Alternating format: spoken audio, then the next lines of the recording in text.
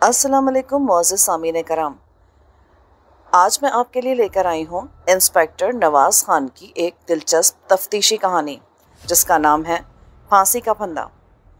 دیکھتے ہیں کہ انسپیکٹر نواز خان نے اپنا یہ کیس کس طرح سلجھایا۔ تو چلیے شروع کرتے ہیں۔ اور ہاں، آپ کو یہ بھی بتا دوں کہ یہ میرے پسندیدہ ترین مصنف طاہر جاوید مغل کی تخلیق ہے۔ تو چلیے۔ پھانسی کا پھندا۔ سردیوں کے دن تھے۔ میں تھانے کے صحن میں بیٹھا دھوپ سینک رہا تھا۔ یہ خاص امرتسر شہر کا تھانہ تھا، پھر بھی ہر روز ایک دو فوجداری کیس یہاں پہنچ جاتے تھے۔ یہ پہلا موقع تھا کہ ہفتے میں ایک بھی سنگین نوعیت کا معاملہ تھانے تک نہیں آیا تھا۔ جس طرح کا آدمی کا کام ہو اس طرح کی طبیعت ہو جاتی ہے۔ فرصت کی وجہ سے میں سخت بیزار ہو رہا تھا۔ اس وقت کوئی 11 بجے ہوں گے جب تھانے کے سامنے ایک کار آ کر رکی۔ میں فوراً پہچان گیا، یہ ٹھاکر آنند کمار کی کار ہے۔ ٹھاکر کا امرتسر میں کپڑے کا کاروبار تھا۔ نواحی قصبے تاندیا والا میں بھی اس کی ایک کافی بڑی دکان تھی۔ اس کے علاوہ اس نے کٹڑی بھی آباد کر رکھی تھی۔ کٹڑی کے کرایہ داروں سے اسے ماہانہ 2-2.5 ہزار روپے وصول ہو جاتے تھے۔ حال ہی میں اس نے شہر کے فیشنیبل علاقے میں اپنے لیے ایک خوبصورت کوٹھی بنوائی تھی۔ مجموعی طور پر ٹھاکر ایک اچھا آدمی تھا۔ علاقے کے لوگ اسے عزت کی نگاہ سے دیکھتے تھے۔ گاڑی میں سے ٹھاکر کا بیٹا رشی برآمد ہوا۔ اس نے سفید دھوتی کرتے پر نہرو کیپ پہن رکھی تھی۔ نکلتے ہوئے قد کا وہ قبول صورت نوجوان تھا۔ 2-3 مرتبہ پہلے بھی اس سے ملاقات ہو چکی تھی۔ اپنے کچھ کرایہ داروں سے ان کا جھگڑا چل رہا تھا۔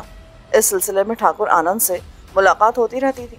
پہلے تو میں سمجھا شاید لڑکا کرایہ داروں کی کا کوئی مسئلہ لے کر آیا ہے، لیکن جب میں نے اس کے زرد چہرے کی طرف دیکھا تو اندازہ ہوا کہ معاملہ اس سے بڑھ کر ہے۔ خیر خیریت کے بعد میں نے اسے بیٹھنے کے لیے کہا۔ اس نے بڑے گھبرائے ہوئے لہجے میں بتایا کہ بابا شمو فوت ہو گیا ہے۔ جس شخص کو وہ بابا شمو کہہ رہا تھا اس کا اصل نام شمس خان تھا۔ وہ بڑا نیک اور پرہیزگار شخص تھا۔ عمر کوئی 60-70 کے درمیان ہوگی۔ میں اسے 2-3 دفعہ ٹھاکر آنند کی کوٹھی میں دیکھ چکا تھا۔ میری معلومات کے مطابق ٹھاکر آنند کا بڑا بھائی موہن کمار، جو کچھ عرصہ پہلے خود بھی ایک لکھ پتی شخص تھا، بابا شمو کو ڈلہوزی سے لے کر آیا تھا۔ بابا شمو کوئی 20 سال ٹھاکر موہن کمار کے گھر مالی کے طور پر کام کرتا رہا۔ کوئی 1.5 سال قبل موہن کمار مر گیا تو بابا شمو ٹھاکر آنند کے پاس آ گیا۔ وہ بڑا خوش مزاج اور خدمتگار آدمی تھا۔ میں نے کئی دفعہ ٹھاکر آنند کو بھی اس کی تعریف کرتے سنا تھا۔ پولیس والے کسی شخص کے بارے میں اس وقت معلومات اکٹھی کرتے ہیں جب انہیں اس پر کوئی شک ہو یا پھر وہ کوئی اہم شخصیت ہو، لیکن بابا شمو کے بارے میں ایسی کوئی بات نہیں تھی۔ اگر میں اس کے بارے میں اس قدر معلومات رکھتا تھا تو اس کی صرف ایک وجہ تھی۔ بابا شمو کے دلکش شخصیت، سفید داڑھی اور لمبے سفید بالوں میں گھرا ہوا اس کا سرخ و سفید چہرہ میری نگاہوں میں گھوم گیا۔ مجھے یقین نہیں آ رہا تھا کہ ہر وقت خوش و خرم نظر آنے والا یہ چہرہ بے جان ہو چکا ہے۔ رشی نے واقعے کی تفصیلات بتاتے ہوئے کہا۔ صبح کافی دیر تک جب بابا شمو نظر نہیں آیا تو خانسامہ اس کی کوٹری میں گیا، لیکن دروازہ اندر سے بند تھا۔ وہ کافی دیر تک بابا کو آوازیں دیتا رہا، لیکن اندر سے کوئی جواب نہیں آیا۔ اس نے آ کر مجھے ساری بات بتائی۔ میں اس کے ساتھ کوٹری پر پہنچا تو 2-3 ملازم دروازہ کھٹکھٹا کر بابا کو جگانے کی کوشش کر رہے تھے۔ میں سمجھ گیا کہ معاملہ گڑبڑ ہے۔ دروازے کے ساتھ والی کھڑکی بھی اندر سے بند تھی۔ میں کوٹری کے عقب میں پہنچا۔ یہاں بھی ایک کھڑکی ہے۔ اتفاقاً اس کھڑکی کا ایک پٹ اندر سے بند نہیں تھا۔ میں نے زور سے دھکا دیا تو کھڑکی کھل گئی۔ اندر سے بدبودار دھوئیں کا ایک بھپکا باہر نکلا۔ میں نے غور سے دیکھا تو ایک دل خراش منظر میرے سامنے تھا۔ بابا شمو فرش پر پشت کے بل پڑا تھا۔ اس کی کمر اور گردن کا ایک بڑا حصہ کوئلے کی انگیٹھی پر گرنے سے جل چکا تھا۔ رشی نے بتایا کہ رات زیادہ سردی کی وجہ سے بابا شمو نے کوئلے کی انگیٹھی دہکائی اور کھڑکیاں دروازے بند کر کے سو گیا۔ کمرے میں گیس بھر گئی اور وہ دم گھٹنے سے ہلاک ہو گیا۔ میں اسی وقت رشی کے ساتھ ان کی کوٹھی پر پہنچا۔ گلی محلے کے بہت سے لوگ کوٹھی کے اندر باہر جمع ہو چکے تھے۔ کوٹھی کی بغل میں بیرونی دیوار کے ساتھ ساتھ ملازمین کے کوارٹر تھے۔ ایک کوارٹر کے سامنے کافی رش نظر آ رہا تھا۔ کوٹھی میں داخل ہوتے ہی مجھے جلے ہوئے گوشت اور کپڑے کی سڑان محسوس ہوئی۔ جو میں بابا شمو کے کوارٹر کی طرف بڑھ رہا تھا، سڑان میں اضافہ ہو رہا تھا۔ میرے قریب پہنچتے ہی تماشائیوں نے ادھر ادھر ہٹ کر راستہ دیا۔ میں بڑی احتیاط سے کمرے میں داخل ہوا اور ارد گرد کا جائزہ لینے لگا۔ ٹھاکر آنند اور رشی وغیرہ بھی ہمراہ تھے۔ کمرے کی صورتحال صاف طور پر حادثاتی موت کی طرف اشارہ کر رہی تھی۔ کوئلے کی گیس کی وجہ سے بابا شمو کا دم گھٹا تھا، لیکن بے ہوش ہونے سے چند لمحے پہلے اس نے خود کو بچانے کی جدوجہد کی تھی۔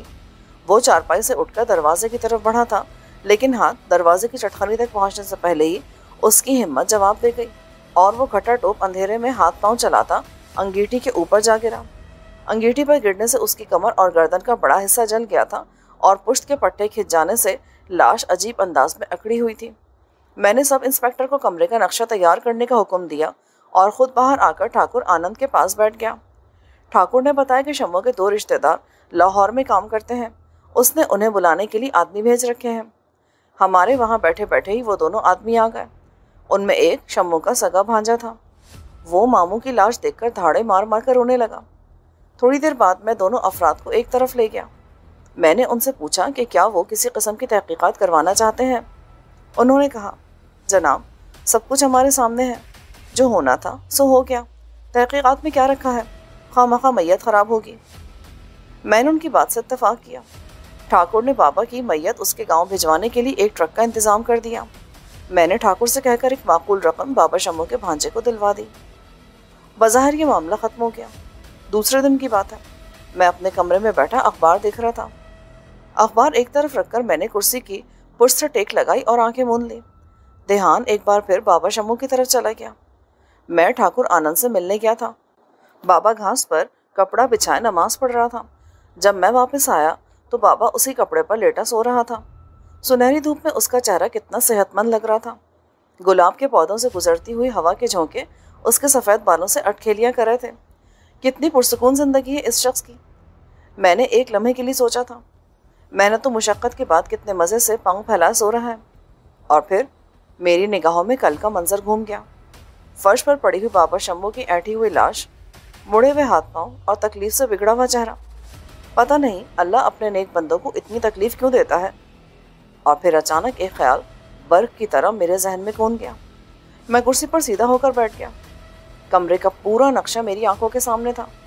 मैंने जल्दी से मेज़ की दराज खींची और सब इंस्पेक्टर मनोहर लाल का बनाया हुआ नक्शा देखने लगा। ये नक्शा मेरे ख्याल की तस्दीक कर रहा था। बाबा की चारपाई इस तरह पड़ी थी कि उसके पाँव का रुख क़िबले की तरफ था। बज़ाहिर बात मामूली थी, लेकिन मेरे लिए अहम थी, बहुत ही अहम। एक आम मुसलमान भी इस बात की एहतियात करता है कि सोते वक्त उसके पाँव क़िबले की तरफ ना हो। तो क्या बाबा शम्मू जैसा दीनदार और नमाजी आदमी इस किस्म की गलती कर सकता है? नहीं, ये नामुमकिन है।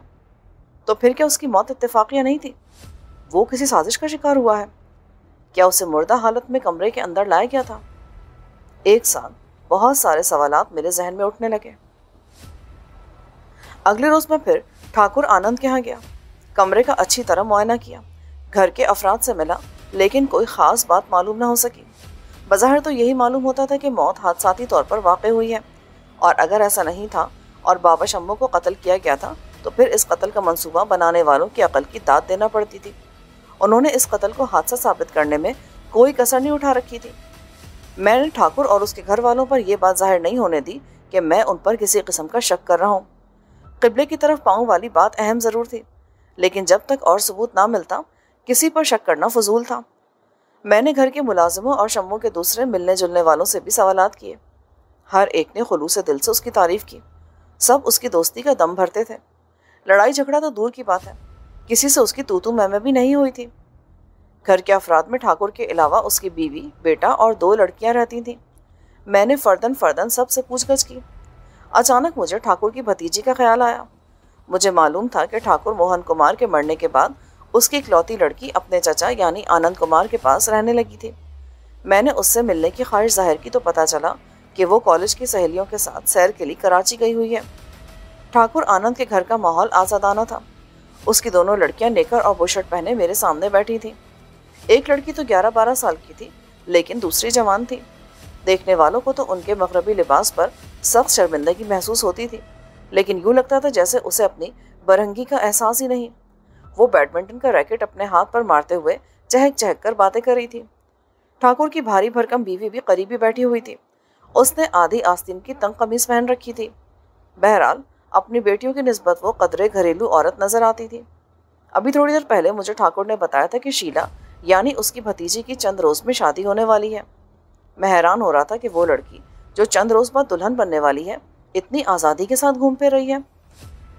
करीबन 15 रोज़ बाद मैं एक बार फिर ठाकुर आनंद क्या गया। वही किराएदारों का पुराना झगड़ा था। आना तो सेठ को थाने था, लेकिन वो कुछ लेट हो गया। ना जाने क्यों मैं खुद ही उसका चला गया। ایک انجانی سی جستجو مجھے وہاں کھینچ لائی تھی۔ میں نے سوچا چلو اسی بہانے ٹھاکر کی بھتیجی سے بھی ملاقات ہو جائے گی، ہو سکتا ہے اس سے بابا شمو کے بارے میں کوئی اہم بات معلوم ہو جاتی۔ بابا شمو 20 سال تک ان کا ملازم رہا تھا۔ شیلا اس کے سامنے پل بڑھ کر جوان ہوئی تھی۔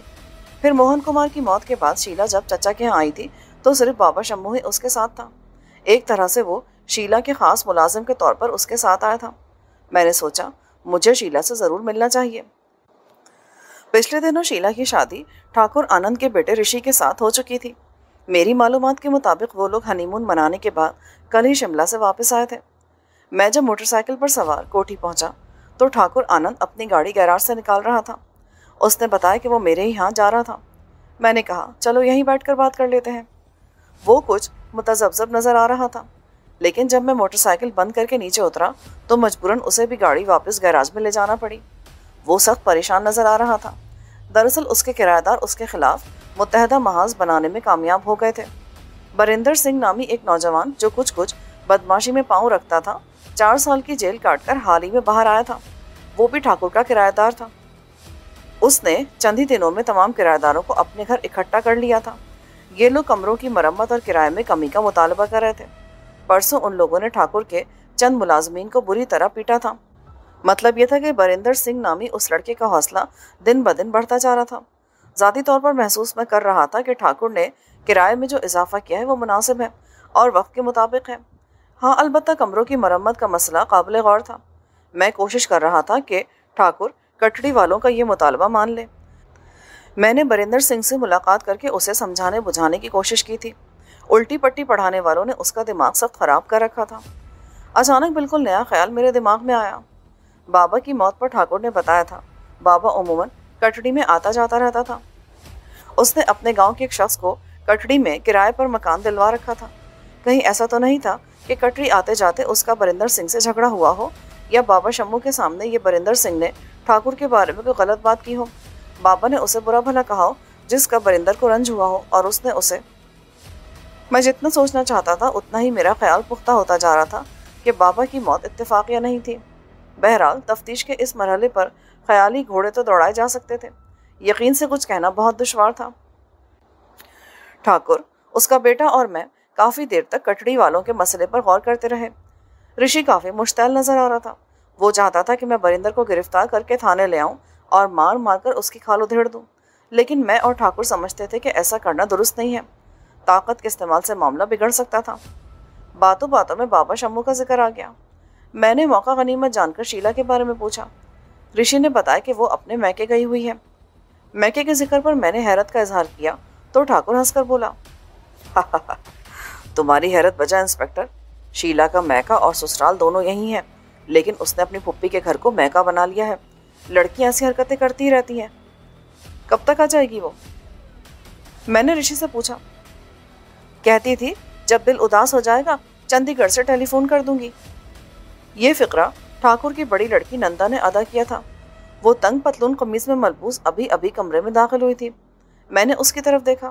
وہ بھائی کی طرف دیکھتے ہوئے شریر انداز میں مسکرا رہی تھی۔ میں چٹیا کاٹ دوں گا۔ ڈیڈی کے سامنے رشی اس پر جھپٹا اور وہ دونوں بھاگتے ہوئے باہر نکل گئے۔ بڑا پیار ہے دونوں میں، ٹھاکر نے انہیں محبت بھری نظروں سے دیکھتے ہوئے کہا۔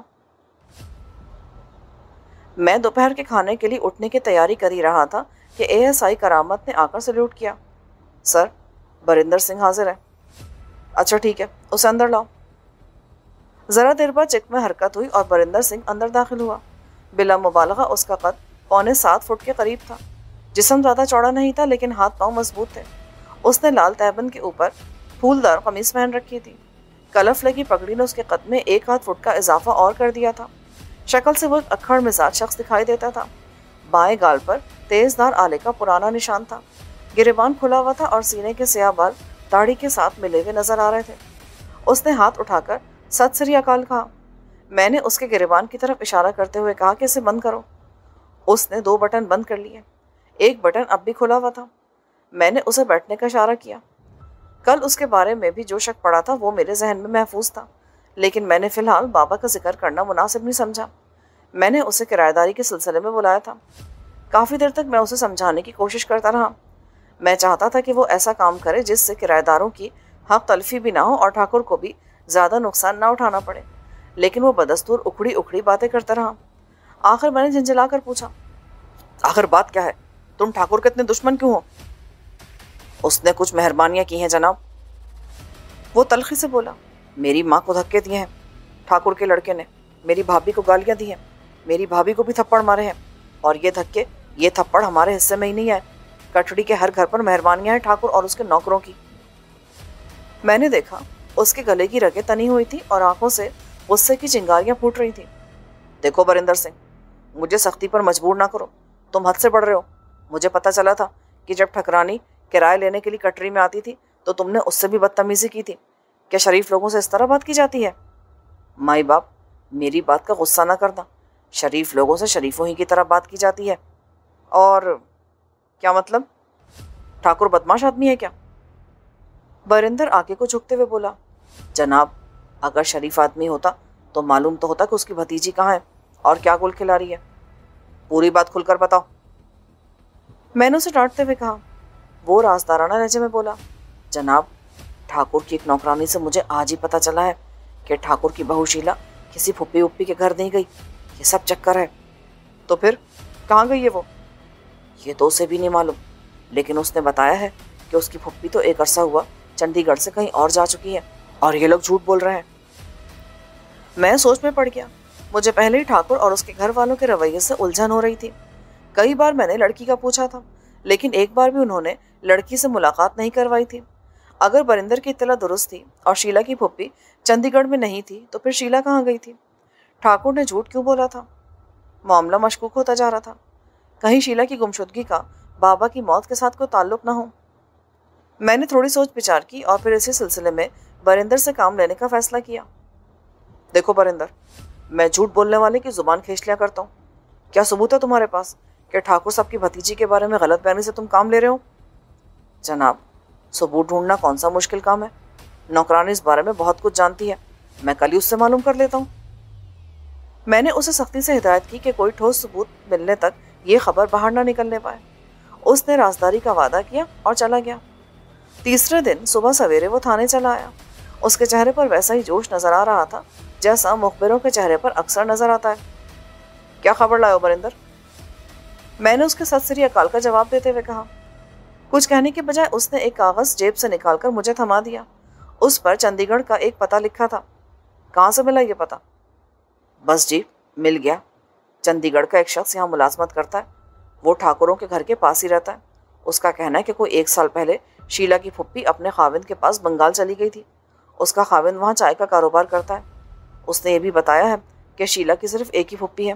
اگر آپ اپنے طور پر پتہ کرنا چاہتے ہیں تو تھانے کے کسی آدمی کو چنڈی گڑھ بھیج دیجیے، ساری بات کھل جائے گی۔ میں خواہ مخواہ کا شک کر کے ٹھاکر کے سامنے کچا نہیں پڑنا چاہتا تھا۔ میں نے سوچا آدمی بھیج کر تصدیق کر لینی چاہیے۔ اسی روز میں نے ایک ASI کو اس کام پر روانہ کیا۔ اگلے روز صبح سویرے اس نے رپورٹ پیش کر دی۔ ہمسایوں نے بتایا تھا کہ ٹھکرائن کوئی 1 سال پہلے اپنے خاوند کے پاس سلہٹ چلی گئی تھی۔ مکان انہوں نے پہلے کرائے پر چڑھایا تھا لیکن بعد میں فروخت کر دیا۔ ٹھاکر آنند کے جھوٹ کا پول کھل چکا تھا۔ اس روز شام کے وقت میں اس کی کوٹھی میں داخل ہوا۔ ٹھاکر اور ٹھکرائن دونوں پوجا کے کمرے میں تھے۔ میں ڈرائنگ روم میں بیٹھا انتظار کرتا رہا۔ پائے باغ سے چیخنے چلانے کی آوازیں آ رہی تھیں۔ ٹھاکر کے بچے بیڈمنٹن کھیل رہے تھے۔ کوئی 10 منٹ بعد ٹھاکر ڈرائنگ روم میں داخل ہوا۔ تھوڑی دیر کی رسمی گفتگو کے بعد میں اصل موضوع کی طرف آ گیا۔ ٹھاکر صاحب، جو سوال میں آپ سے پوچھنا چاہتا ہوں اس کا تعلق آپ کی گھریلو زندگی سے ہے، لیکن میں یہ سوال اس لیے پوچھ رہا ہوں۔ میں تمہاری بات کا مطلب سمجھ رہا ہوں انسپکٹر۔ کچھ لوگ شیلا کے بارے میں باتیں بنا رہے ہیں، مجھے سب کچھ معلوم ہو گیا ہے، لیکن شیلا ہے کہاں؟ ٹھاکر نے رومال سے اینک کے شیشے صاف کرتے ہوئے کہا، میں مانتا ہوں کہ میں نے تمہارے ساتھ جھوٹ بولا تھا، لیکن یہ جھوٹ صرف عزت بچانے کے لیے تھا۔ میں اپنے خاندان کی بدنامی کا سامنا نہیں کر سکتا تھا۔ انسپکٹر، میں لوگوں کو کیسے بتاتا کہ میری بہو گھر سے بھاگ گئی ہے؟ ایک لمحے کے لیے میرا منہ کھلا رہ گیا۔ ٹھاکر کی آنکھوں میں آنسو چمک رہے تھے۔ اس نے صوفے کی پشت سے ٹیک لگا کر ایک طویل سانس لی اور پھر بولا، وہ تو شادی کے دوسرے روز ہی گھر سے چلی گئی تھی۔ ہم نے اس بات کو چھپانے کے لیے کہا کہ میاں بیوی ہنی مون منانے کے لیے گئے ہوئے ہیں۔ اپنے خاص آدمیوں کے ذریعے میں نے اس کی تلاش جاری رکھی۔ लेकिन कामयाबी नहीं हुई। बाद में हमें बहाना गढ़ना पड़ा कि वो अपनी फुप्पी के यहाँ चली गई है। इतने में ठाकुर की दोनों लड़कियां अंदर दाखिल हुई। लड़कियों को देखते ही वो खामोश हो गया। बाप को चंद लाड दिखाकर लड़कियां रुखसत हो गई तो उसने उठकर दरवाज़ा बंद किया। बच्चियों को असल मामले की खबर नहीं, वो यही समझती हैं कि वो फुप्पी के घर चंडीगढ़ गई हुई है। लेकिन शीला के घर से जाने की कोई वजह भी तो होगी ना। वो एक लड़के से मोहब्बत करती थी, वही उसे वरगला कर ले गया है। नाम क्या उसका, कहाँ है वो इस वक्त? कुछ मालूम नहीं। यह सिलसिला कोई 2.5-3 साल पुराना है। लड़का जिसका नाम यूसुफ है मोटर मैकेनिकी करता है। बड़े भाई साहब उसी की वर्कशॉप से मोटर ठीक करवाया करते थे। वहीं से वो शीला के पीछे पड़ गया। लड़की नासमझ उसके वरगलाने में आ गई। खामोशी से मामला आगे बढ़ता रहा। इस दौरान भाई साहब फौत हो गए और वो हमारे यहाँ आ गई। उस लड़के ने यहाँ भी शीला का पीछा नहीं छोड़ा। मैंने 1-2 बार सख्ती से शीला को समझाया तो वो कुछ समझ गई। एक रात लड़का घर में घुस आया। आप उस वक्त अभी थाने में नहीं आए थे। एक बड़ा सख्त किस्म का सिख इंस्पेक्टर यहाँ का इंचार्ज था। उसने लड़के को गिरफ्तार कर लिया था। मैं चाहता था कि लड़के की थोड़ी बहुत मरम्मत हो जाए और वो राह रास्त पर आ जाए, लेकिन सिख इंस्पेक्टर साहब ने उसे इतनी बेदर्दी से पीटा कि उसे जान के लाले पड़ गए। वो कोई 1 हफ्ता अस्पताल में बेहोश पड़ा रहा। ये खबर शीला से छुपी ना रह सकी। वो उस रोज़ से मुझे अपना दुश्मन ख्याल करने लगी। मैं जो कुछ कर रहा था उसकी बेहतरी के लिए कर रहा था, लेकिन ना जाने उसके जहन में क्या बात बैठ गई। सारे लोग जानते हैं कि जिस वक्त भाई साहब की वफ़ात हुई उनकी माली हालत क्या थी। 2 वक्त की रोटी चलानी मुश्किल थी। कौन सी लाखों की जायदाद थी जिसके लिए मैं उसे अपनी बहू बनाना चाहता था, लेकिन वो समझती थी कि मैं उसका बुरा सोचता हूँ। वो शादी पर तो रजामंद हो गई थी, लेकिन नीम दिली से। अगर मुझे मालूम होता कि वो मेरी इज्जत को सारे आम नीलाम कर देगी तो मैं कभी ये कदम नहीं उठाता, कभी नहीं। ठाकुर अपनी ऐनक के शीशे फिर साफ करने लगा। उसके चेहरे पर गंभीर संजीदगी छाई हुई थी। एक गहरी सांस लेकर उसने सिलसिला कलाम जोड़ा।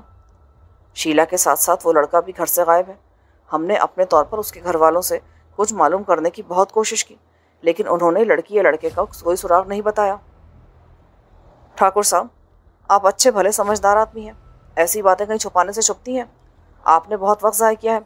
अगर आप फ़ौरन पुलिस में रिपोर्ट दर्ज कर देते तो लड़की बरामद हो चुकी होती। ठाकुर ने मेरे सामने हाथ जोड़ दिए। इंस्पेक्टर, भगवान के लिए इस मामले को अब यहीं रहने दो। हमें उस लड़की की कोई ज़रूरत नहीं है। वो जो कुछ इस घर से ले गई है हमने उसे बख्शा। वो जहाँ है वहीं रहे। हम उस पाप की गठरी का क्या करेंगे? ठाकुर बहुत जज्बाती नजर आ रहा था। मैंने उस वक्त कोई मजीद बात कहनी मुनासिब नहीं समझी। बहरहाल मामले की तहकीक ज़रूरी थी और ख़ास तौर पर बाबा की मौत को मद्देनजर रखते हुए मैं इस किस्से को अधूरा नहीं छोड़ सकता था।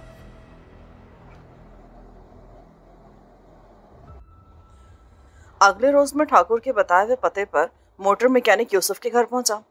करीबी कच्ची आबादी का ये एक छोटा सा मकान था। आलीशान कोठियों के अक़ब में झोपड़ा नशीनों की ये बस्ती अजीब तजाद पेश करती थी। दरवाजे पर दस्तक दी तो एक बुढ़िया बाहर निकली। मेरी वर्दी देखकर उसका रंग फक हो गया। मेरे साथ हेड कांस्टेबल ने कहा, इंस्पेक्टर साहब तुमसे कुछ पूछना चाहते हैं। बुढ़िया हमें अंदर ले गई। गली में कई राहगीर हमें देखकर दरवाजे के पास खड़े रहे। हेड कांस्टेबल ने उन्हें बाहर निकल कर झाड़ा। इतने में कमरे से एक जवान लड़की और एक 9-10 साल का बच्चा बरामद हुआ। लड़की आम शक्ल सूरत की थी। उसने मैले कुचाले कपड़े पहन रखे थे। लड़के के हाथ में तख्ती थी। घर में कोई मर्द नहीं है? मैंने तहकुमाना लहजे में पूछा। नहीं थानेदार जी। उमर रसीदा औरत ने दुखी आवाज में कहा, घर की रौनक तो पुत्र के साथ थी, उसे दुश्मनों ने कत्ल कर दिया। ठहरो माई, जो पूछता हूँ उसका जवाब दो। मुझे मालूम था अगर मैंने औरत को जरा ढील दी तो वो रो रो कर मोहल्ला इकट्ठा कर लेगी। तुम्हारा बेटा कितने अरसे से गायब है? आज पूरा 1.5 महीना हो गया मेरे लाल को गुम हुए। थाने में रपट दर्ज कराई? किसके खिलाफ कराती? औरत ने रोते हुए कहा, ठाकुरों के खिलाफ कराती तो वो मेरे इन बच्चों को भी कत्ल कर देते। औरत अब जोर जोर से रोने लगी थी। मैं कोई 10 मिनट उनके दरमियान बैठा रहा। लड़की और लड़के से भी कुछ सवालात किए। मुझे अंदाज़ा हुआ कि यूसुफ के कत्ल वाली बात तो उन लोगों ने यूं ही कही है। उन्हें खुद भी शक है कि लड़का अपनी मर्जी से कहीं गया है। कोई माँ ऐसी नहीं होती जो किसी डर की वजह से अपने बेटे के कातिलों के खिलाफ जुबान न खोले।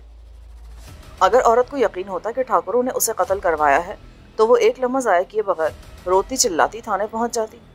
मैंने उसे नरमी से समझाया कि अगर वो सही बात पुलिस को नहीं बताएगी तो यूसुफ की तलाश बहुत मुश्किल हो जाएगी, और अगर वो जल्द ना मिला तो हो सकता है सच मुच किसी के हाथों कत्ल हो जाए। यूसुफ की बहन बड़े गौर से मेरी बातें सुन रही थी। वो जल्दी से उठकर अंदर गई और एक कागज़ लेकर बाहर आ गई। ये एक मनी ऑर्डर था। भेजने वाले का नाम यूसुफ था। उसने जनवरी के शुरू में होशियारपुर की मौजा संतवाल से 40 रुपए अपनी माँ के नाम भेजे थे। उसकी माँ बराबर वावेला कर रही थी। नहीं, झूठा मनी ऑर्डर ठाकुरों ने भेजा है। उन्होंने मेरे बेटे को कत्ल कर दिया है। यूं लगता था कि उसके हवास ठिकाने नहीं। लड़की ने झिझकते हुए मुझे बताया, जब से वीर गया है माँ की यही हालत है। फिर वो मनी ऑर्डर की तरफ इशारा करते हुए बोली, ये 3-4 दिन पहले मिला है। चाचा यानी बाप उसी दिन से होशियारपुर गया हुआ है। मैं थोड़ी देर लड़की से यूसुफ के बारे में सवालात करता रहा। उसकी बातों से मालूम हुआ कि यूसुफ और शीला एक दूसरे से टूट कर मोहब्बत करते थे। शीला कई दफ़ा अपनी कार में उनके घर भी आई थी। वो यूसुफ की माँ को मासी कहती थी और घंटों उससे बातें करती रहती थी। यूसुफ की बहन से भी उसके बड़े अच्छे ताल्लुकात थे। वो उसे कीमती तोहफे लाकर देती रहती थी। मैं बड़ी देर से लड़की के कानों में आवेजा बुंदों की तरफ देख रहा था। बुंदे काफ़ी कीमती थे और मुझे शक में मुब्तला कर रहे थे, लेकिन अब लड़की ने खुद ही वजाहत कर दी थी। जाते जाते मैंने लड़की से कहा कि जब उसका वालिद घर आए तो मेरे पास थाने पहुंचे। थाने वापस आकर मैं यूसुफ के बारे में सोचने लगा। मेरी तहकीक और तफ्तीश का असल मकसद बाबा शम्मो की मौत का पता चलाना था, और मेरी छठी हिस्स कह रही थी कि ठाकुर और उसके इर्द गिर्द घूमने वाले किरदारों में ही कहीं बाबा शम्मो का कातिल छुपा हुआ है। यूसुफ के घर वालों के मुताबिक यूसुफ कोई 1.5 माह कबल घर से गायब हुआ था और इसके 6 दिन बाद शीला की शादी हुई। ये भी सोचा जा सकता था कि वो अपनी महबूबा की शादी से दिल बर्दाश्ता होकर घर से कहीं गायब हुआ है, और यह भी खारिज उस इम्कान नहीं था कि बाबा शम्मो की हलाकत से उसका कोई ताल्लुक हो। दूसरी तरफ नरेंद्र का चाल चलन भी मशकूक था। मैंने बाबा शम्मो की कब्र खोदकर उसका पोस्टमार्टम कराने की दरख्वास्त दी थी, लेकिन इस सिलसिले में कुछ कानूनी दुश्वारियां आड़े आ रही थीं। यूँ भी इस वाक़े को अब 1.5 महीना होने को आया था और पोस्टमार्टम से मस्बत नताइज बरामद होने दुश्वार थे। मैं उसे देखते ही पहचान गया कि हो ना हो ये यूसुफ का बाप है। उसका आधे से ज़्यादा सरगंजा था। एक मैली सी धोती कमीज उसने पहन रखी थी। वो सख्त खौफजदा नजर आ रहा था। बरामदे में रुककर वो एएसआई से कुछ पूछने लगा। मैंने कमरे से एएसआई को आवाज़ दी कि बूढ़े को अंदर ले आओ। वो उसे अंदर ले आया। बूढ़ा हाथ माथे पर ले जाकर सलाम करने लगा। मैंने महसूस किया कि उसकी टांगें कांप रही हैं। बैठ जाओ बाबा। मैंने चारपाई की तरफ इशारा किया। वो झिझकता हुआ चारपाई पर बैठ गया। नाम क्या है तुम्हारा? अल्लाह देता जनाब, साइकिल रिक्शा चलाता हूँ। अल्लाह देते, बेटे का कुछ पता चला? नहीं जी सरकार, 2 दिन होशियारपुर में खच्चल खार होता रहा हूँ। देख अल्लाह देते, मुझे बेवकूफ़ बनाने की कोशिश ना करो। सीधे सीधे बता दो ये लड़की और लड़के को कहाँ छुपा रखा है। इसी में तुम सबकी खैरियत है। वो चारपाई से उठा और मेरे कदमों में गिर गया।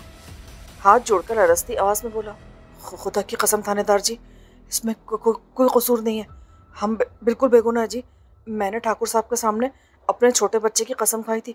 आपके सामने भी कसम खाता हूँ कि हमें यूसुफ के बारे में कुछ नहीं मालूम। अगर पुलिस कस्मों पर एतबार करने लगे तो कोई मुजरिम पकड़ा ना जा सके। हर मुजरिम खुद को बेगुनाह साबित करने के लिए एड़ी चोटी का जोर लगाता है। पुलिस वाले अपने तजुर्बे और काबिलियत की बिना पर झूठ सच को अलहदा करने की कोशिश करते हैं। ये कठिन और बारीक बीनी का काम है।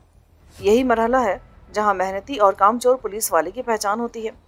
कामचोर पुलिस वाला बारीक बीनी से बचने के लिए हर मशकूक शख्स पर डंडा बरसाना शुरू कर देता है, जबकि मेहनती पुलिस वाला गौर व खोज से काम लेता है और शरीफ लोगों को तशद्दुद का निशाना बनाने से गुरेज करता है। मैं ये महसूस कर रहा था कि अल्लाह देता इस हद तक सच कह रहा है कि यूसुफ के बारे में उसे कुछ नहीं पता। मैंने इस शर्त के साथ उसे जाने की इजाज़त दे दी कि वो थाने में इत्तला दिए बगैर शहर से बाहर नहीं जाएगा, और जो ही उसे यूसुफ के बारे में कोई भी इत्तला मिलेगी फ़ौरन पुलिस को आगाह करेगा। वो मेरी नरम-दिली से बहुत मुतासिर नज़र आ रहा था। उसे पता था कि अगर कोई और थानेदार होता तो उसकी बीवी बच्चे भी यहाँ थाने में बैठे नजर आते।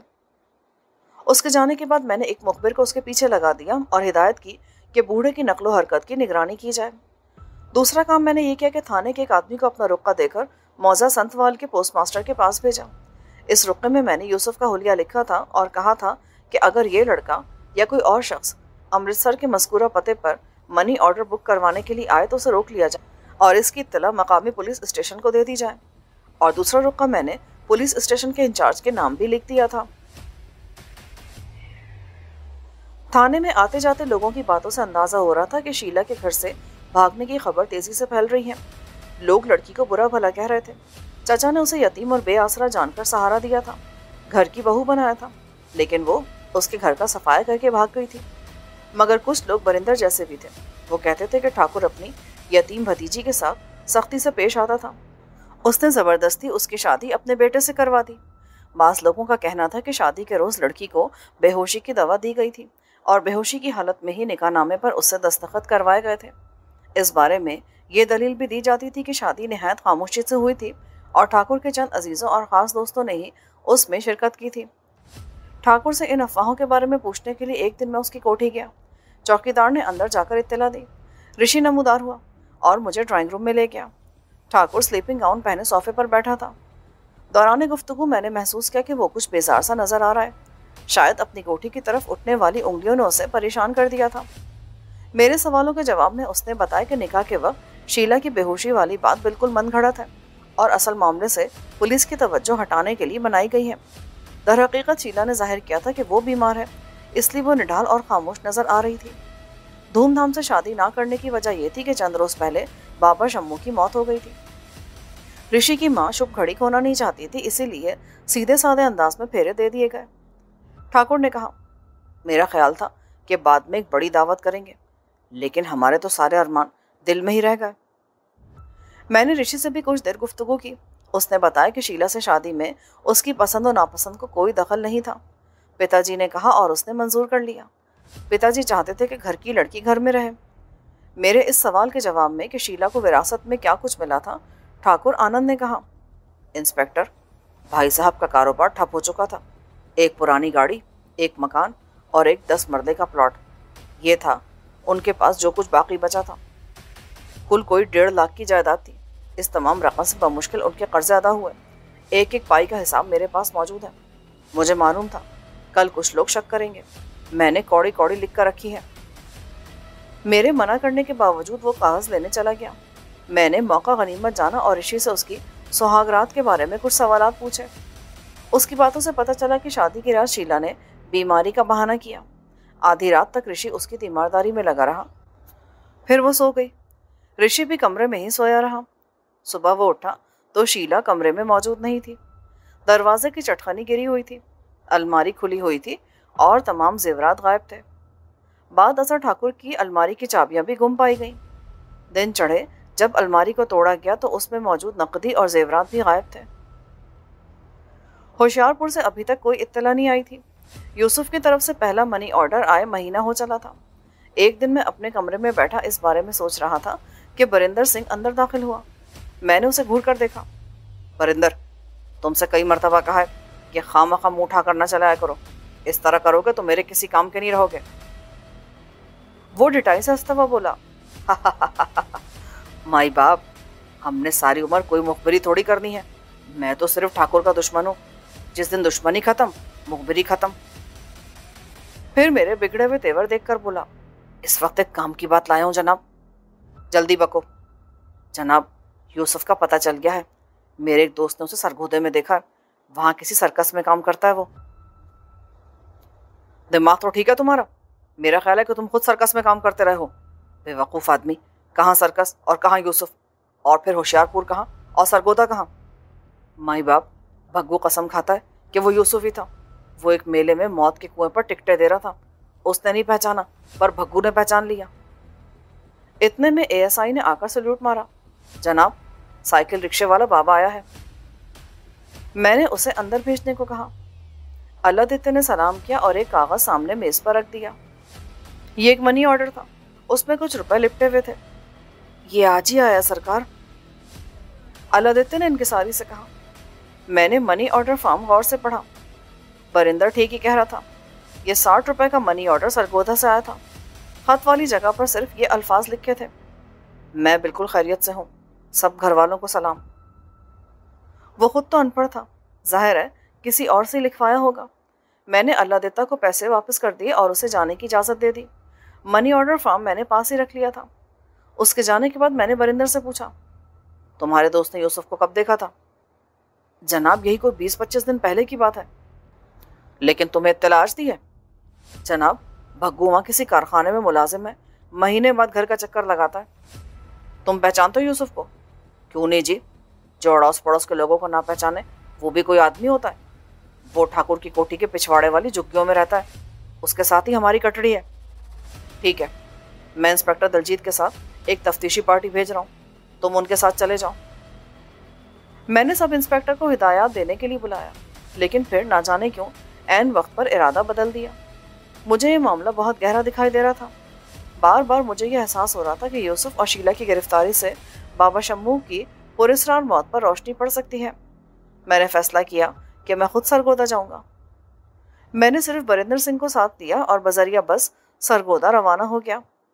अमृतसर से बरास्ता लाहौर कोई 135 मील का सफ़र है। हम अगले रोज सुबह सवेरे सरगोदा पहुंच गए। पूछते पूछते हम कोई 10 बजे सर्कस पहुंचे। ये एक बहुत बड़ा सर्कस था। खुली जगह पर एक वसी और अरीज शामियाना नजर आ रहा था। उस शामियाने के साथ छोटे छोटे बेशुमार खैमे लगे थे। बड़े शामियाने के अकब में सर्कस के जानवरों के लिए जगह बनाई गई थी। लोगों को मुतवज्जो करने के लिए हाथी का एक बच्चा बड़े शामियाने के सामने बांधा गया था। उसके गिर्द तमाशाई दायरे की सूरत में खड़े थे। सर्कस तो अभी बंद था, लेकिन मौत के कुएं का टिकट घर खुला हुआ था। एक छोटी सी कतार टिकट घर के सामने नजर आ रही थी। ऊपर प्लेटफॉर्म पर भी 30-40 आदमी खड़े थे। बस अड्डे से यहाँ तक आते हुए मैंने अंदाजा लगाया था कि शहर में सर्कस का काफी चर्चा है।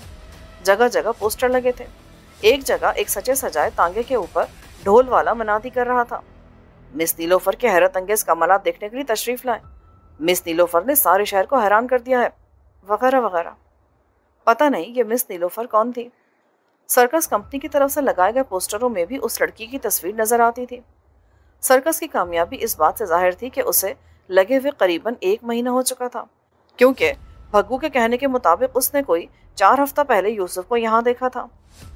हम दोनों चलते हुए टिकट घर के करीब पहुंच चुके थे। हम सादा कपड़ों में थे, बल्कि कहना चाहिए कि मैं सादा कपड़ों में था, इसलिए इस बात का इम्कान नहीं था कि यूसुफ हमारी आमद से मशकूक हो जाएगा। मैंने खिड़की में से झुककर अंदर देखा, लेकिन यूसुफ के बजाय वहां एक अधेड़ उम्र सांवला सा शख्स बैठा था। मैंने पास से गुजरते हुए एक शख्स को रोका। वो सर्कस के एक कुत्ते को गोद में उठाए सीटी बजाता हुआ चला जा रहा था। मैंने उससे सर्कस के मालिक के बारे में पूछा। उसने पहले तो गौर से मेरा जायजा लिया, फिर हाथ की उंगली से एक तरफ इशारा कर दिया। सुर्ख रंग का एक बड़ा सा खैमा दूसरे खैमों से कुछ हटकर लगा था। खैमे से बाहर 2 आदमी धूप में कुर्सियां डाले बैठे थे। उनके सामने एक छोटी सी मेज रखी थी। यूं लगता था जैसे वो दोनों हिसाब किताब में मसरूफ हैं। हम दोनों ने देहाती लिबास पहन रखा था। जब हम खैमों की तरफ बढ़े तो एक आदमी लपक कर हमारे पास आया। ए भैया, किधर को जाते हो मुंह उठाए, इधर दाखिला मना है, उसने छड़ी हिलाते हुए कहा। बरिंदर ने उसे धक्का देकर पीछे हटाया। वो फिर उसके सामने तनकर खड़ा हो गया। शक्ल सूरत से वो बम्बई का कोई फाका ज़दा एक्टर नजर आता था। हमने तुमको बोला ना, तुम इधर को नहीं जा सकता, वो कड़क कर बोला। इतने में मेज पर बैठे हुए मोटे आदमी की नजर हम पर पड़ गई। वो कोई मामला फहम शख्स दिखाई देता था। उसने मुलाजिम को आवाज देकर कहा कि इन लोगों को आने दो। क्या बात है भाई, क्यों झगड़ा कर रहे हो, मोटे आदमी ने मुझसे पूछा। मैंने उसे बताया कि हम अमृतसर से आए हैं। हमें पता चला कि यूसुफ नामी एक लड़का यहाँ मुलाजिम है। यूसुफ, मोटे आदमी ने जहन पर जोर देते हुए कहा। अरे हाँ, याद आया, वो गोरा चिट्टा मोटर मैकेनिक। मोटा कुछ कहते कहते रुक गया। जी हाँ, वही, वो भतीजा मेरा घर से नाराज होकर आ गया है। बड़ी मुश्किल से तलाश करते यहाँ तक पहुंचे। हाँ भाई, महीना 20 रोज काम किया था उसने इधर, फिर जाने को मांगता था। हमने कहा जाओ बाबा, हमारा 10-15 रुपया भी था उसकी तरफ। भाई साहब, आपको कुछ तो मालूम होगा कि वो कहाँ गया है। जो कुछ पता था तुम्हें बता दिया नहीं। मोटा आदमी फिर हिसाब किताब में मशगूल हो चुका था। उसे इस बात का कोई एहसास नहीं था कि हम इतनी दूर से चलकर उसके पास पहुंचे। मैंने कहा, भाई साहब, उसके किसी यार दोस्त या साथी मुलाजिम से मिला दे, हमारा भेजा खराब मत करो। साथ वाला आदमी भड़क कर बोला। जो मालूम था बोल दिया, कुछ और पूछना है तो उधर मैनेजर से बात करो। मैं समझ गया कि असलियत बतानी पड़ेगी। मैंने लहजा बदल कर कहा, सेठ साहब, जरा उठकर खैमे में चले, मैं पुलिस इंस्पेक्टर हूँ और एक अहम मामले में आपसे बात करना चाहता हूँ। सेठ ने चौंक कर मेरी तरफ देखा। मैंने जेब से अपना शनाख्ती कार्ड निकालकर उसके सामने किया। एक लम्हे में उसके चेहरे का रंग बदल गया। उसने जेब से रुमाल निकालकर جلدی سے چہرہ صاف کیا اور کھڑا ہو گیا۔ ذرا ہی دیر میں ہم سیٹھ کے سجے سجائے خیمے میں آرام دہ کرسیوں پر بیٹھے تھے۔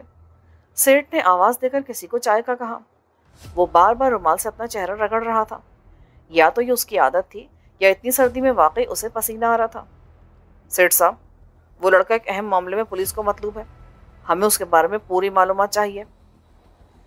اتنے میں دروازے کا پردہ ہلا اور ایک لڑکی کا سراپا نظر آیا۔ میں اسے دیکھتے پہچان گیا۔ وہ پوسٹر والی نیلوفر تھی۔ لڑکی خوبصورت تھی۔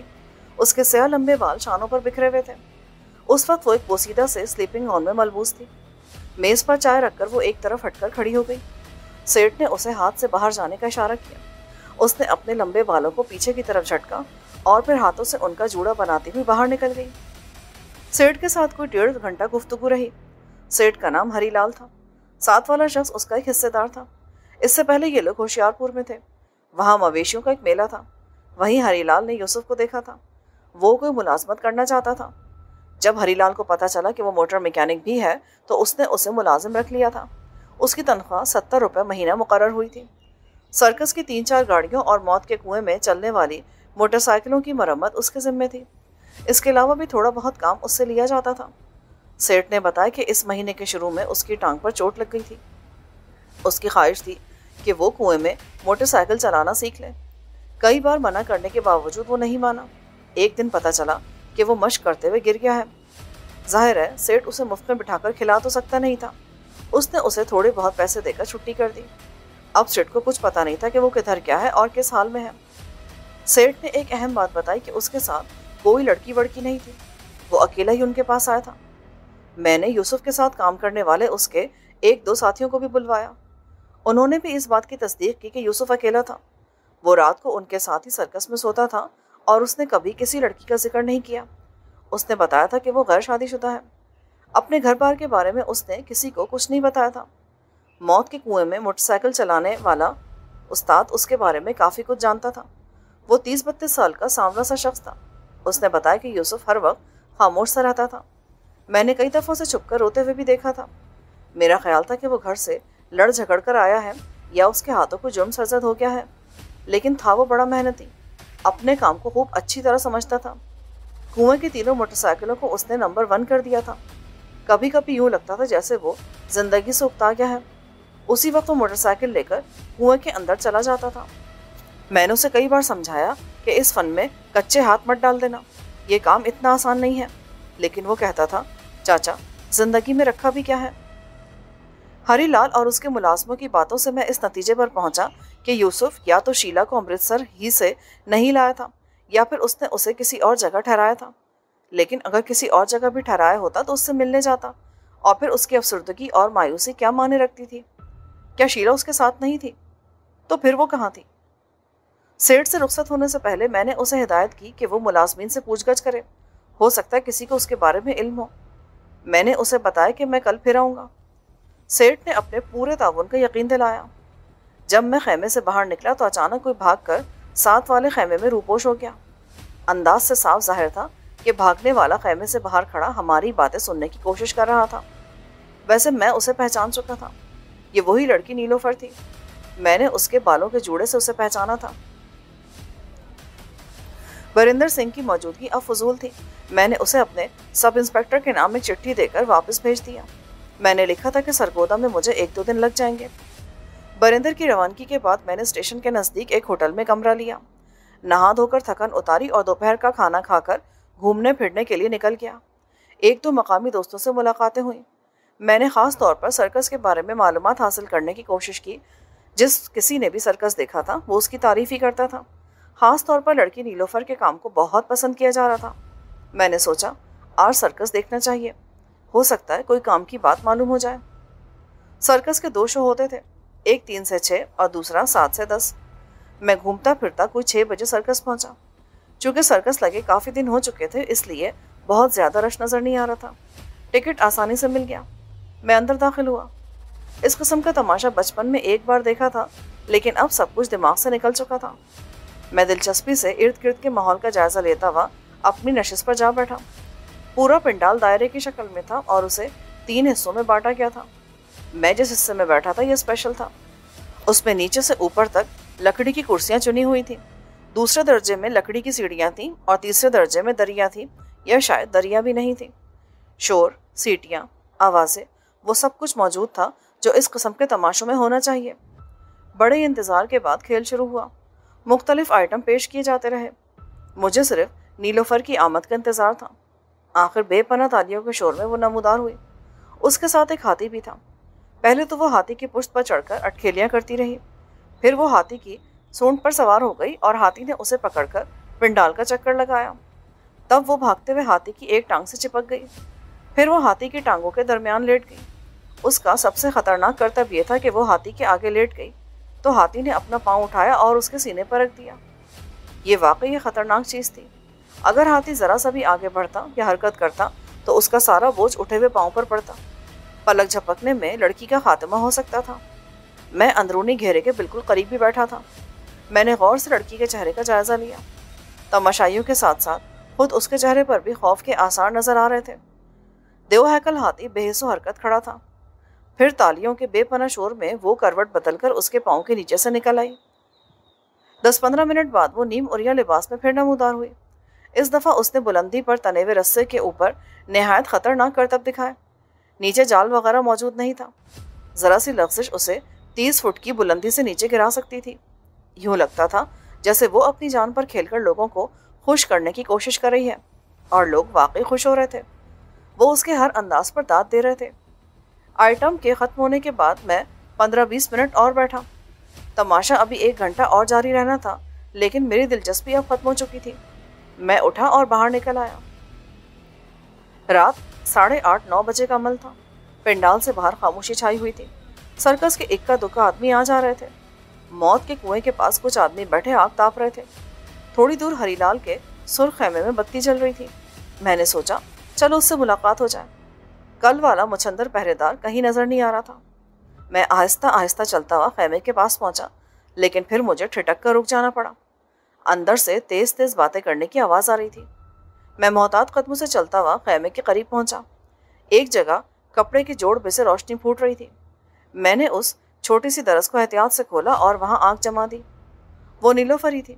उसने कपड़े बदल लिए थे और चेहरा मेकअप से साफ था। इस हालत में वो एक सीधी सादी लड़की नजर आ रही थी। वो बड़े गुस्से में कह रही थी, सेठ जी, मैं मजदूरी करती हूँ, जान खतरे में डालती हूँ, खून पसीना करती हूँ, कोई भीख नहीं मांगती, मुझे पैसों की सख्त ज़रूरत है।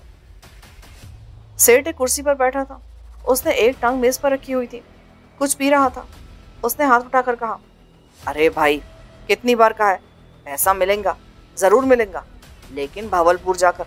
अभी मेरे पास एक दमड़ी नहीं, लेकिन मुझे अभी ज़रूरत है, इसी वक्त।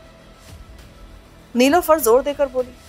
सेठ ने उसकी तरफ गहरी नज़रों से देखते हुए कहा, मैं फिर यही बोलेगा कि तुम्हारी नीयत खराब है, तुम कंपनी के साथ जाने को नहीं मांगता। हाँ हाँ, मैं नहीं जाऊंगी कंपनी के साथ। मैं नहीं जा सकती भावलपुर। हर इंसान की मजबूरियां होती हैं।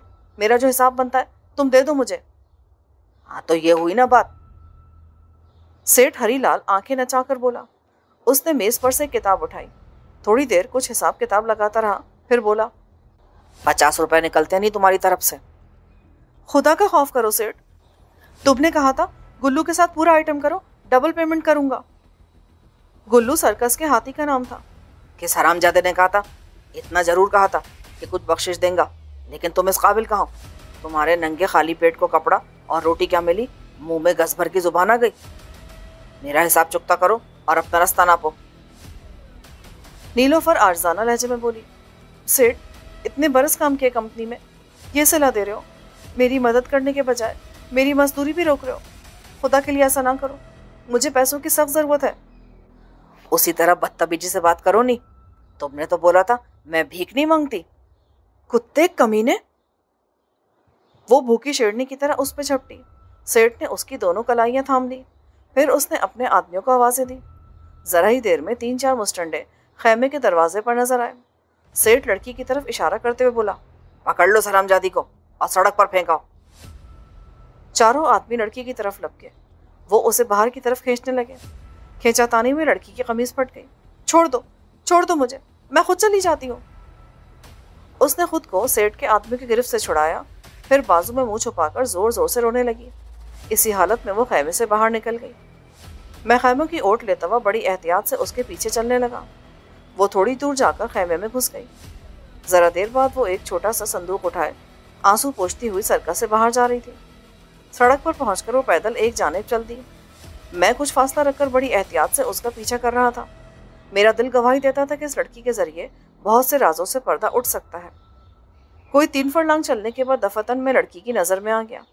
हुआ यूं कि एक जगह पहुंचकर उसने सड़क पार करने के लिए अचानक रुख तब्दील किया। इत्तेफाकन उस वक्त मैं एक स्ट्रीट लाइट के नीचे था। रात के 10 बजे थे। रास्ता सुनसान था। लड़की के और मेरे दरमियान कोई और शख्स भी नहीं था। उसकी निगाह सीधी मुझ पर पड़ी। जाहिर है मैं भी थोड़ा सा ठिठक गया। उसने गौर से मुझे देखा और पहचान गई। वो जानती थी कि मैं पुलिस इंस्पेक्टर हूँ। उसने तेजी से सड़क पार की और एक गली में मुड़ गई। मैं भी सड़क पार करके गली में पहुंचा। वो गली के आखिरी सिरे पर पहुंच चुकी थी। उसने मुड़कर देखा और तेजी से दूसरी गली में दाखिल हो गई। तब मैंने महसूस किया कि वो भाग उठी है। रात के सन्नाटे में उसकी एड़ी की खटखट मुझे साफ सुनाई दे रही थी। मजबूरन मैंने भी दौड़ लगा दी। मैं किसी कीमत पर उसे खोना नहीं चाहता था। जब गली के मोड़ पर पहुंचा तो वो भागती हुई 150-200 गज आगे निकल चुकी थी। सामने अंधेरे में कोई स्याही माइल चीज पड़ी थी। मैं पहचान गया, ये उसका संदूक था। मैंने संदूक की तरफ तवज्जो दिए बगैर लड़की का ताक़ुब जारी रखा। अब वो काफी तेजी से भाग रही थी। उसने रंगदार पतलून के ऊपर सफेद कमीज पहन रखी थी और ये कमीज अंधेरे में मेरी रहनुमाई कर रही थी। मेरे देखते ही देखते वो दूसरी गली में मुड़ गई। जब मैं उस गली के सिरे पर पहुंचा तो वो दूर दूर नजर नहीं आई। रात के सन्नाटे में कुत्तों के भौंकने के सिवा कोई आवाज सुनाई नहीं दे रही थी। मैं हैरान और परेशान गली के वस्त में खड़ा था। अचानक मुझे फिर सफेद कमीज की झलक दिखाई दी, लेकिन इस दफा ये झलक बुलंदी से नजर आई थी। मैंने कुछ पीछे हटकर देखा। वो एक 20 फुट ऊंची मुंडेर के ऊपर तेजी से भागी जा रही थी। फिर मेरे देखते ही देखते उसने छलांग लगाई और एक छज्जे का किनारा पकड़ लिया। एक ही झटके में वो दूसरे मकान की छत पर थी। अगर कोई दूसरा पुलिस वाला होता तो इस महल्ले पर घुटने टेक देता, लेकिन मैंने हिम्मत की और उसका ताक़ुब जारी रखा। एक दीवार के साथ लटक कर मैं ऊपर पहुंचा और फिर मुंडेर से होता हुआ छज्जे से झूल कर दूसरी छत पर पहुंच गया। लड़की छतों छतों पर 3-4 घर आगे निकल चुकी थी। इस दौरान इर्द गिर्द के मकानों की बत्तियां जलने लगी और लोगों ने ऊंची आवाज में बोलना शुरू कर दिया। लड़की का और मेरा फासला कम हो रहा था। शायद वो कुछ थक गई थी। एक मकान की छत से 2-3 अफराद भी मेरे साथ शरीक हो गए थे। जो ही लड़की एक मुंडेर से दूसरे मकान की छत पर कूदी तो वहां पर मौजूद 2-3 अफराद ने उसे पकड़ लिया। चंद ही लम्हों में हम भी वहां पहुंच गए। लड़की को 2 आदमियों ने बाजू से पकड़ रखा था और वो बुरी तरह हाँप रही थी। ओ भाई साहब, ये तो औरत है, एक आदमी ने हैरान कुन लहजे में कहा। वो कुछ शर्मिंदा नजर आ रहा था। शायद लड़की के जिस्म को टटोलने के बाद उस पर इंकशाफ हुआ था कि वो औरत है। एक दूसरे शख्स ने जल्दी से हाथ बढ़ाया कि लड़की की पीकैप खींच ली। उसका जूड़ा खुल गया और लंबे बाल शानों पर बिखर गए। अब बहुत से लोग गली में भी इकट्ठे हो चुके थे। एक मोटा सा शख्स बड़े थानेदाराना लहजे में उससे पूछ रहा था कि वो कौन है और कहाँ से आई है। लड़की के चेहरे पर पसीने के कतरे नमूदार हो रहे थे। मैंने उसे मुश्किल से निकालने के लिए अपना शनाख्ती कार्ड निकाला और उस एक पढ़े लिखे शख्स को दिखाते हुए बोला, मैं पुलिस इंस्पेक्टर हूँ और ये लड़की पुलिस को मतलूब है। आप में से कोई शख्स मेरे साथ चले, मैं इसे नज़दीकी थाने ले जाना चाहता हूँ। मेरे लहजे और अंदाज से लोगों को यकीन हो गया कि मैं पुलिस इंस्पेक्टर ही हूँ। थोड़ी देर में मोहल्ले के 2 आदमियों के साथ मैं लड़की को लेकर नज़दीकी थाने पहुंचा। लड़की अब भी मज़ाहमत कर रही थी। उसकी मज़ाहमत और उसका भागना सब कुछ मेरी समझ में आ गया था। वो यूसुफ के बारे में बहुत कुछ जानती थी। उसे मालूम था कि मैं यूसुफ की तलाश में हूँ, इसीलिए वो मुझे देखकर भाग उठी थी। थाने पहुंचने तक वो रास्ते में बराबर चीखती रही, मैं कुछ नहीं बताऊंगी यूसुफ के बारे में, चाहे मेरी खाल उधेड़ दो तब भी नहीं बताऊंगी। मुझे कुछ नहीं मालूम, कुछ नहीं पता मुझे। थाने पहुंचकर वो यकयक खामोश हो गई। थाने के इंचार्ज का नाम मुझे याद नहीं। वो मुसलमान था और अम्बाले का रहने वाला था। गायबाना तौर पर मुझे जानता था। उसने गर्मजोशी से मेरा इस्तकबाल किया और लड़की से पूछगछ करने के लिए मुझे एक कमरा और मुकम्मल तन्हाई फराहम की। लड़की सब खौफजदा थी। ना जाने क्या क्या खदशात उसके जहन में उभर रहे थे। उसके जहन से तमाम खदशात निकालने और उसे पुरसुकून करने में मुझे 1 घंटा लग गया। ये मेरी बड़ी कामयाबी थी कि 1 घंटे बाद ना सिर्फ उसका खौफ दूर हुआ बल्कि वो मुझे अपना हमदर्द समझने लगी। यूसुफ के बारे में वो बहुत हसास दिखाई देती थी। वो बार बार कह रही थी, इंस्पेक्टर साहब, आप उसे मुझसे छीन लेंगे, मैं उसके बगैर मर जाऊंगी, उसके सिवा मेरा दुनिया में कोई नहीं। मैं हैरान हो रहा था कि ये पगली सी लड़की चंद हफ्तों में उस लड़के को अपना سب کچھ سمجھنے لگی تھی۔ میں نے اسے اطمینان دلایا کہ سب کچھ اس کی مرضی کے مطابق ہوگا، اور اگر یوسف بے گناہ ہے تو دنیا کی کوئی طاقت اسے سزا نہیں دے سکتی۔ اس نے آنسوؤں اور ہچکیوں کے درمیان کہنا شروع کیا، انسپیکٹر صاحب، سیٹھ ہری لال جھوٹ بولتا ہے۔ یوسف معمولی زخمی نہیں ہے، اس کی ٹانگ 2 جگہ سے ٹوٹ گئی ہے۔ جب یوسف زخمی ہوا تو سیٹھ نے اس کی کوئی مدد نہیں کی، علاج کرانا تو دور کی بات، اس نے اسے نوکری سے بھی نکال دیا۔ جس وقت وہ اپنی ٹوٹی ہوئی ٹانگ لے کر سرکس سے نکلا، اس کی جیب میں پھوٹی کوڑی نہیں تھی۔ میں نے اس کا پیچھا کیا اور اسے ایک تانگے میں ڈال کر اسپتال لے گئی۔ اب وہ 1 ماہ سے بستر پر پڑا ہوا ہے۔ اس کے 2 آپریشن ہو چکے ہیں۔ ڈاکٹروں نے کہا کہ ابھی 1 آپریشن اور ہوگا۔ میرے پاس جو کچھ تھا میں اس کے علاج پر لگا چکی ہوں۔ کچھ روپے بچے تھے، وہ میں نے اس کے گھر کے پتے پر بھیج دیے۔ اب نئے آپریشن کے لیے خون اور دوائیوں کی ضرورت تھی۔ میں نے آج سیٹ سے پیسے مانگے تو اس سے آگے میں سب کچھ جانتا ہوں نیلوفر، اب تم جلدی سے مجھے یوسف کے پاس لے چلو۔ اس نے ابھی تک پھٹی ہوئی قمیض پہن رکھی تھی۔ ایک سپاہی کی ڈھیلی ڈھالی قمیض پہن کر وہ میرے ساتھ چل دی۔ قریباً آدھے گھنٹے بعد میں یوسف کے سرہانے کھڑا تھا۔ وہ بستر پر دراز تھا، اس کی ایک ٹانگ اوپر چھت سے بندھی ہوئی تھی۔ میرے خیال میں اس کی عمر 19-20 سال کے قریب تھی۔ دبلے پتلے جسم اور چوڑے شانوں والا وہ ایک خوبصورت نوجوان تھا۔ طویل بیماری کے باوجود اس کا چہرہ پرکشش دکھائی دیتا تھا۔ نیلوفر کو دیکھ کر اس کی آنکھوں میں ممنونیت کے آثار ابھر آئے۔ نیلوفر اس کا ہاتھ تھام کر اس کے پاس بیٹھ گئی۔ میں اس کی دوسری جانب بیٹھ گیا۔ نیلوفر نے میرے بارے میں بتایا کہ یہ امرتسر سے آئے ہیں، ان کا نام نواز خان ہے۔ یوسف غور سے میری طرف دیکھ رہا تھا، پھر اس کی آنکھوں میں شناسائی کے آثار دکھائی دیے۔ آپ انسپیکٹر نواز خان ہیں نا؟ اس نے میری طرف انگلی اٹھائی۔ لیکن اس وقت میں صرف نواز خان ہوں، میں نے مسکراتے ہوئے کہا۔ رات 12 بجے سے لے کر صبح صادق تک میں یوسف سے مصروف گفتگو رہا۔ اس کی باتوں سے میں نے اندازہ لگایا کہ وہ اب بھی دل و جان سے ٹھاکر کی بیٹی شیلا پر فدا ہے، لیکن وہ امرتسر سے بالکل تنہا آیا ہے۔ شیلا کی شادی سے چند دن قبل ایک روز وہ ورک شاپ پہنچنے کے بجائے بس اڈے پر پہنچا اور وہاں سے ہوشیار پور جانے والی بس پر بیٹھ گیا۔ وہ سخت دل گرفتہ تھا۔ راستے میں اس نے کئی بار خودکشی کا سوچا، لیکن بوڑھی ماں اور جوان بہن کے خیال نے ہر بار اس کے قدم پکڑ لیے۔ وہ اس شہر سے بہت دور نکل جانا چاہتا تھا، جہاں قدم قدم پر شیلا اور اس کی محبت کی یادیں بکھری ہوئی تھی۔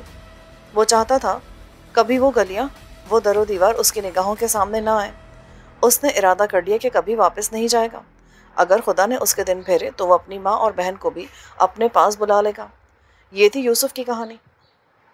وہ اس بات سے بالکل بے خبر تھا کہ ٹھاکروں نے اس پر کیا کیا الزامات لگائے ہیں اور اس کے گھر والوں کو کن مصیبتوں کا سامنا کرنا پڑ رہا ہے، اور میں نے یہ سب کچھ بتانا ضروری بھی نہیں سمجھا۔ ایک نہایت کام کی بات مجھے یوسف سے معلوم ہو گئی تھی، اور اس بات نے میرے لیے سوچنے کے بہت سے دروازے کھول دیے تھے۔ یوں لگ رہا تھا جیسے اندھے کے ہاتھوں نے تفتیش کا رخ متعین کر دیا ہے۔ اب خود بخود آنکھوں کے سامنے ایک نقشہ بنتا جا رہا تھا۔ کانوں میں ایک ہی آواز گونج رہی تھی، ٹھاکر آنند، ٹھاکر آنند۔ یوسف نے بتایا کہ شیلا کی شادی سے چند ہفتے پہلے بنگال سے ایک خط آیا تھا۔ یہ خط شیلا کے پھوپھا ٹھاکر ونود کمار کا تھا۔ ونود کمار نے بھلے دنوں میں شیلا کے باپ سے کاروبار کے لیے کچھ رقم لی تھی۔ بعد میں ان کے درمیان کشیدگی پیدا ہو گئی اور ونود کمار شیلا کے باپ کا تمام پیسہ ہضم کر گیا۔ اب آخری وقت میں اسے اپنی زیادتی کا خیال آیا تھا۔ اس نے کفارے کے طور پر وہ تمام رقم جو بمع سود کئی لاکھ روپے بنتی تھی شیلا کے نام بھیج دی تھی۔ جس دن سے شیلا کے نام رقم آئی تھی، ٹھاکر آنند اور اس کے بیٹے کا رویہ بدل گیا تھا۔ وہ جو پہلے ٹھاکر کو ایک آنکھ نہیں بھاتی تھی، اب اس کی پیاری بیٹی بن گئی تھی۔ میں نے وقت ضائع کرنا مناسب نہیں سمجھا اور فوراً امرتسر واپس جانے کا فیصلہ کر لیا۔ نیلوفر اور یوسف کو تسلی دے کر میں دروازے کی طرف بڑھا کہ اچانک ایک اور خیال میرے ذہن میں آیا۔ میں ٹھٹک کر رک گیا۔ بابا شمو کا نورانی چہرہ پھر میری نگاہوں میں گھوم گیا۔ میں آہستہ قدموں سے چلتا ہوا یوسف کے پاس پہنچا۔ یوسف، کیا شیلا کے نام آنے والی رقم کا تمہارے علاوہ کسی اور کو بھی پتا تھا؟ ہاں تھانے دار صاحب، اس نے کچھ یاد کرتے ہوئے کہا۔ میرا خیال ہے کہ بابا شمو بھی اس بارے میں جانتا ہے۔ وہ اسے اپنے باپ کی طرح سمجھتی ہے۔ بابا شمو کو جانتے ہیں نا آپ؟ ہاں جانتا ہوں، لیکن اب بابا شمو اس دنیا میں نہیں۔ ارے کیا ہوا اسے؟ کب ہوا یہ؟ اسے ٹھاکروں نے قتل کر دیا ہے، اور تم خوش قسمت ہو کہ یہاں چلے آئے ہو، ورنہ تم بھی زندہ نہ ہوتے۔ میں نے کھوئے کھوئے لہجے میں کہا اور دونوں کے چہروں پر سینکڑوں سوالات چھوڑ کر تیز قدموں سے باہر نکل آیا۔ जिस वक्त मैं अमृतसर अड्डे पर पहुंचा, रात के 10 बज चुके थे। दक्कन की तरफ से यकबस्ता हवा चल रही थी। कभी कभी आसमान पर बिजली भी चमक जाती थी। बस अड्डे से मैं सीधा ठाकुर की कोठी पहुंचा। लोहे के गेट से बाहर लकड़ी के कैबिन में चौकीदार बैठा ऊँघ रहा था। मैंने उसकी कुर्सी को ठोकर मारकर जगाया। वो हड़बड़ा कर उठा तो मैंने उसे ताकुमाना लहजे में कहा कि ठाकुर को मेरी आमद की इत्तला दो। वो मुझे पहचानता था, इसलिए तेजी से अंदर चला गया। चंद मिनट बाद मैं उसके साथ ठाकुर के ड्राइंग रूम में दाखिल हो रहा था। कहाँ गायब हो गए थे इंस्पेक्टर?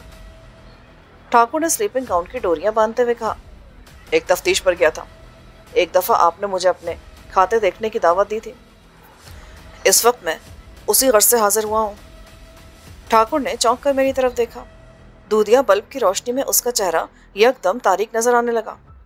ठाकुर साहब, शीला कहाँ है? मैंने फैसलाकुन लहजे में पूछा। ठाकुर खामोशी से मेरी तरफ देखता रहा। फिर उसकी आंखों में एकदम अजनबियत नजर आने लगी। वो बड़े अजीब अंदाज से मुस्कुरा रहा था। उसका यह रूप मैंने पहले कभी नहीं देखा था। मैं तुम्हें बहुत अक्लमंद समझता था इंस्पेक्टर। वो तवील खामोशी के बाद बोला, फिर धीमे कदमों चलता हुआ मेरे पास पहुंचा। सौदा हो सकता है इंस्पेक्टर? मेरा नाम नवाज खान है, मैं रिश्वत पर थूकता हूँ। उसने एकदम पलट कर आवाज दी, शेरू शेरू। भागते कदमों की आवाज आई। बैरूनी दरवाजा एक धमाके से खुला और 3 हट्टे कट्टे मुसल्ला आदमी बरामद हुए। इस इंस्पेक्टर के टुकड़े कर दो और खबरदार आवाज ना निकलने पाए। ठाकुर की आंखों में खौफनाक चमक नजर आ रही थी। 2 अफराद ने भागकर ड्राइंग रूम के दरवाजे बंद कर दिए। बाहर बादल गरज रहे थे और बिजली की चमक शीशेदार खिड़कियों पर मुनक्किस हो रही थी। रोशनदानों से आते हुए तेज हवा के झोंके रेशमी पर्दों को हिलकोरे दे रहे थे। अजब ड्रामाई मंजर था। 2 आदमी खंजर लिए आहिस्ता आहिस्ता मेरी तरफ बढ़ रहे थे। तीसरे शख्स के हाथ में कुल्हाड़ी थी। मैंने एक नज़र ठाकुर की तरफ देखा। उसके चेहरे पर वो तमाम तर तासुरात मौजूद थे जो एक कातिल के चेहरे पर होने चाहिए। मुझे अपनी जान बचती मुश्किल नज़र आ रही थी। 1 या 2 बार तो मैं शायद बचा लेता, लेकिन 3 मुसल्ला आदमियों के हमलों से मुस्तकिल तौर पर बचना नामुमकिन था। मैं पीछे हटता हुआ बिल्कुल दीवार के करीब पहुंच चुका था। तब अचानक छनाके की आवाज़ आई। एक खिड़की का शीशा टूट चुका था। फिर एक बालों भरा हाथ अंदर आया। चटखनी खुली और खिड़की में बरिंदर सिंह का चेहरा दिखाई दिया। पलक झपकते में वो चौखटे पर चढ़कर अंदर आ चुका था। पौने 7 फुट कद के ऊपर उसका तुर्रेदार शिमला। इस हालत में वो कोई बद्दू मालूम हो रहा था। गिरेबान के बटन खुले थे और हाथ में लोहे की शामू वाली चमकती हुई लाठी थी। उसने एक नज़र मेरी तरफ देखा, आंखों आंखों में इजाज़त तलब की और फिर ठाकुर के नाम का नारा लगाता हुआ ठाकुर और कुल्हाड़ी वाले आदमी पर पिल पड़ा। दूसरी तरफ मैंने भी करीब वाले दोनों अफराद पे छलांग लगा दी और उन्हें लेता हुआ ज़मीन पर गिर गया। एक शख्स का खंजर गिर गया था जबकि दूसरे की कलाई मेरी गिरफ्त में थी। दूसरी जानिब बरिंदर की लाठी बिजली बनकर ठाकुर और दूसरे आदमी पर बरस रही थी। मैंने एक लम्हे के लिए देखा। उसने पंजों के बल खड़े होकर लाठी का एक भरपूर वार कुल्हाड़ी वाले शख्स पर किया। वो दोनों हाथों से सर पकड़कर ज़मींबोस हो गया। मैंने भी दोनों आदमियों को ठोकरों और घूंसों पर रख लिया था। बरिंदर अब ठाकुर से निपट रहा था। ठाकुर की चीखें सुनकर सारी कोठी में भागते हुए कदमों की आवाज़ें आने लगी। ऐन उसी वक्त कोठी की लाइट चली गई। 2 आदमी मौके से फ़ायदा उठाकर भाग गए। अंधेरे में ठाकुर की बीवी और बेटियों की चीखें गूंजने लगी। ठाकुर की बड़ी बेटी मेरे बाजू हिला हिलाकर पिताजी पिताजी कह रही थी।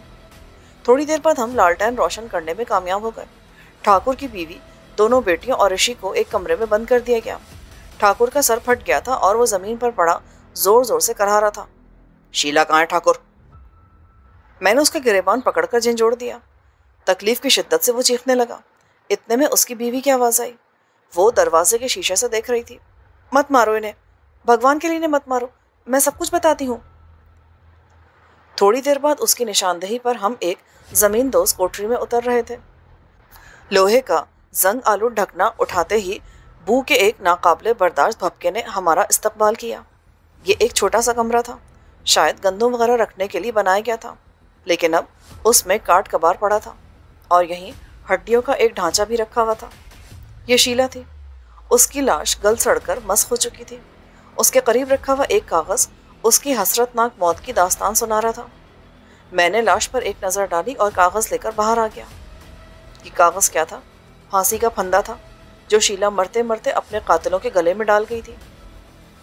اس خط کی وجہ سے نہ صرف ٹھاکر اور اس کے بیٹے کو پھانسی ہوئی بلکہ یوسف کی قسمت بھی بدل گئی۔ شیلا اسے 4.5 لاکھ روپے کا مالک بنا گئی تھی۔ اس روپے سے یوسف نے اپنی بہن کی شادی ایک اچھے خاندان میں کی اور خود بھی عزت کی زندگی بسر کرنے لگا۔ بعد ازاں اس نے اپنے برے دنوں کی ساتھی نیلوفر سے شادی کر لی تھی۔ اب آخر میں وہ خط آپ کو سناتا ہوں جو شیلا کے مقتل سے برآمد ہوا تھا۔ کسی مرنے والے کی اس سے مفصل اور کارگر تحریر میں نے نہیں پڑھی۔ اتنا عرصہ گزرنے کے بعد بھی مجھے اس کا ایک ایک حرف یاد ہے۔ پینسل سے ایک میلے سے کاغذ پر لکھا تھا، مجھے معلوم ہے میرے سامنے رکھے ہوئے کھانے میں زہر ہے، لیکن بھوک میں سسک کر مرنے سے بہتر ہے کہ میں یہ کھانا کھا لوں۔ میرے قاتل میرے چچی چچا ہیں۔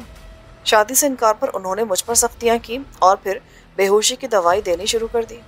بابا شمو کے قاتل بھی یہی دونوں ہیں۔ بابا جی کا قصور یہ تھا کہ وہ مجھ پر ہونے والے ظلم کے خلاف آواز اٹھاتے تھے۔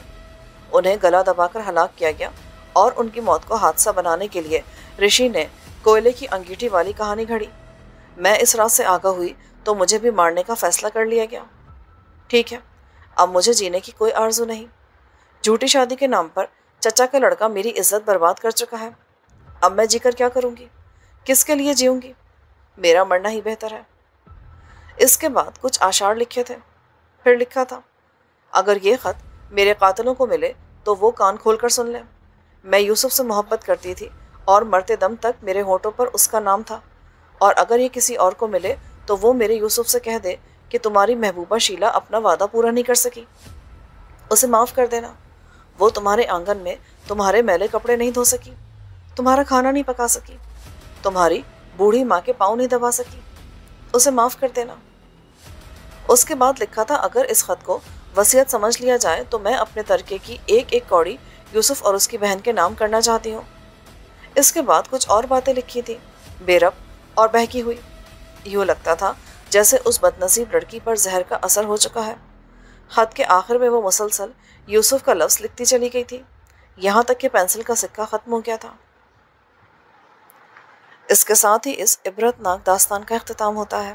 اپنا خیال رکھیے گا۔ اللہ حافظ۔